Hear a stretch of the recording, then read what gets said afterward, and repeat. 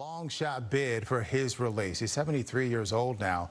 Made his first public court appearance in years today, speaking to a district judge via video conference. He was given a life sentence back in 1998 for racketeering, prison, while serving time for murder. His legal team is pushing for resentencing under the First Step Act. That's a 2018 law signed by President Donald Trump at the time that made certain sentencing reforms retroactive. What's up? What it do? Big shout out to Chicago. Salute to Chi-Town, man. Big shout out to Larry Hoover.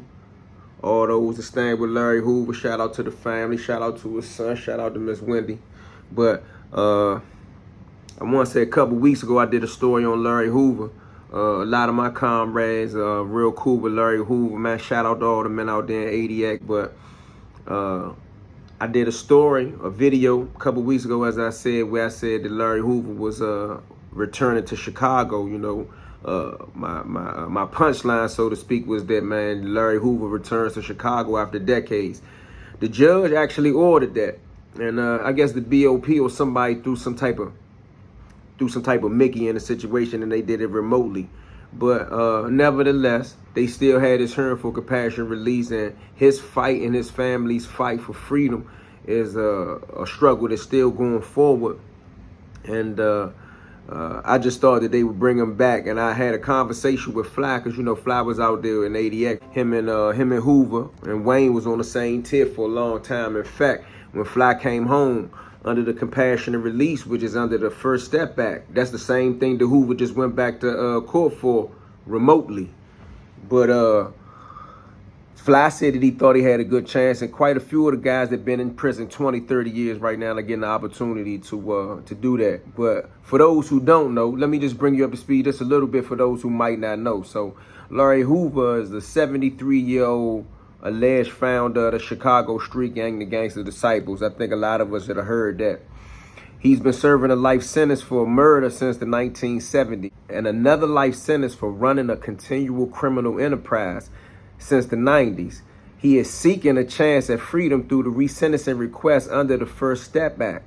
That's a 2018 law signed by President then Donald Trump that allows certain sentencing reforms to be applied retroactively. So that means that, you know, if a person is in prison now, they've been in prison 20, 30 plus years, and some laws have now changed, what they mean when they say retroactively is that if it's favorable to the defendant or the prisoner in this situation, and he was sentenced a long time ago and this is the law of the land now, then that's what should go in effect. Another thing, this is my personal belief, they always say that Donald Trump signed this First Step Act into effect, but you got to give some type of props out to Obama, because a lot of the legal work that went into it before Donald Trump signed it was already in effect.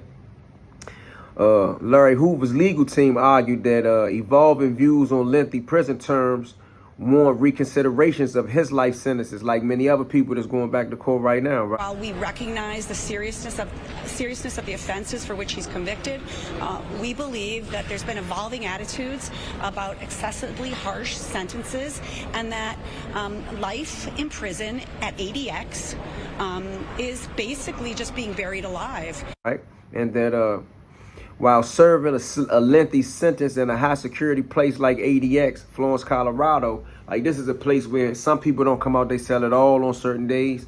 Some people come out for they sell, I'm gonna say at the minimum, they'll be in the cell 21 hours a day. You know, these guys that we talking about people like Fly or Wayne Perry or Babyface. They got these guys there too, and these guys in the cell 21 to 23 or 24 hours a day. So the legal team for Hoover acknowledged that they recognize the seriousness of all the offenses which he's convicted of, and that they believe that he's had an evolving attitude. And the excessively harsh sentences have proven, especially for people that's housed in ADX, it has proven it doesn't contribute to the reduction of crime, the safety of society, nor does it add or take away from the recidivism rate. They made sure to mention that. And another thing I wanted to drop on y'all a little bit, just for people who be wanting to understand, like they be like, dang, this First Step Back, this thing, you know, is getting people back in prison. You know, like if a person got a compassionate release, a person had some form of a remedy from these things right here that's in the First Step Act. So an overview of the First Step Act for people who don't know and may be interested, right?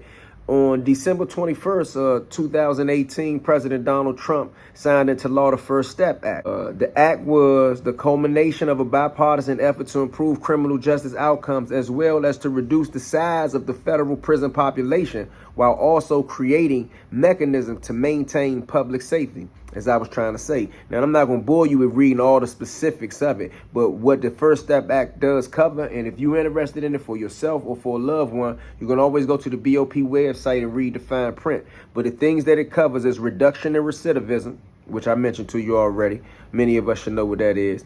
Incentives for success.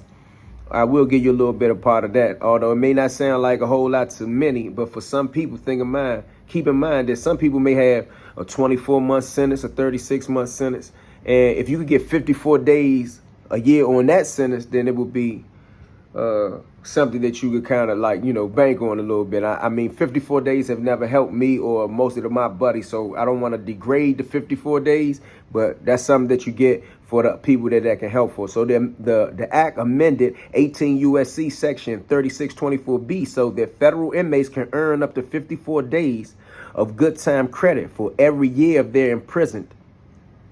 54 days of good time credit for every year of their imposed sentence rather than for every year of their sentence served.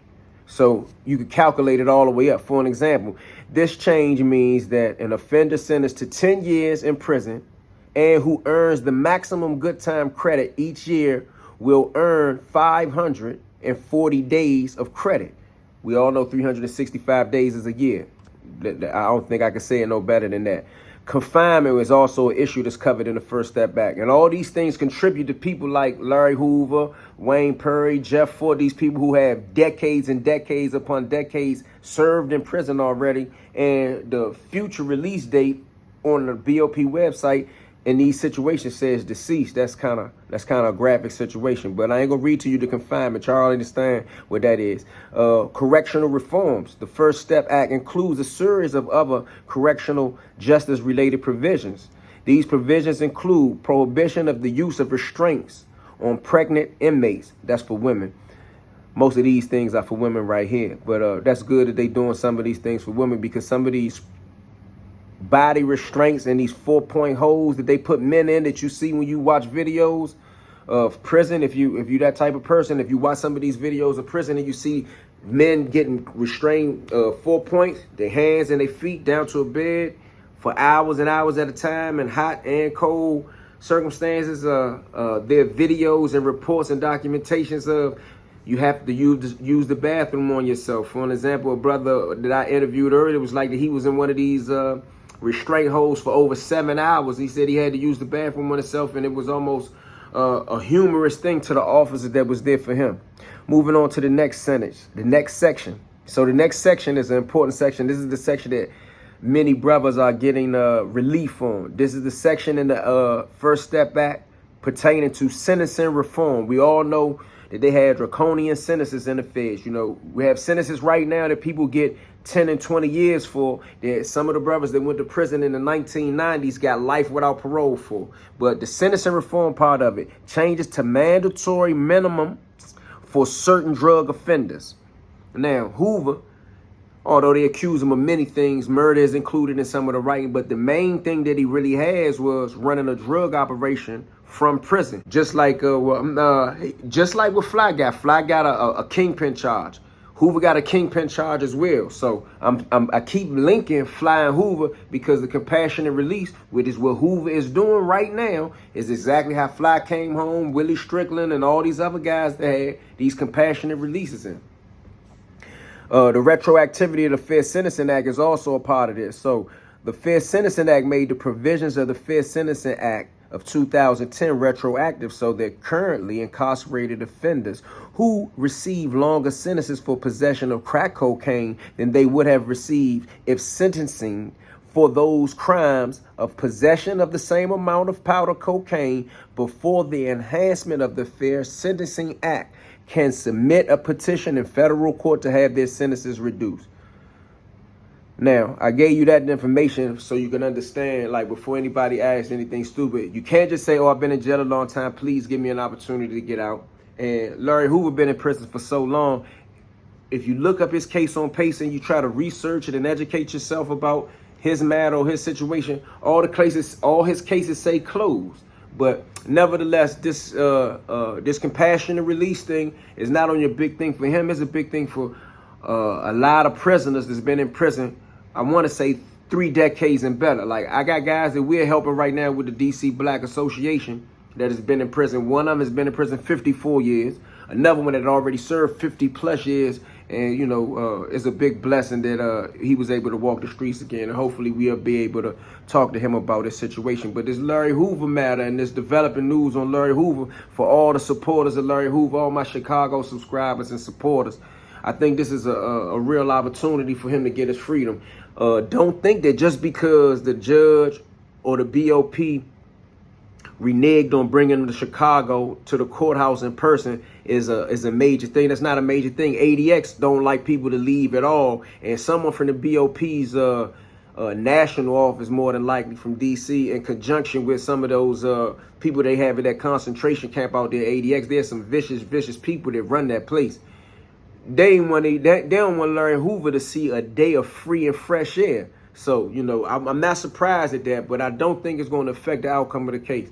I do want to make this point before I roll out on this Larry Hoover issue and matter, is that they did something with him that I haven't seen done in other cases.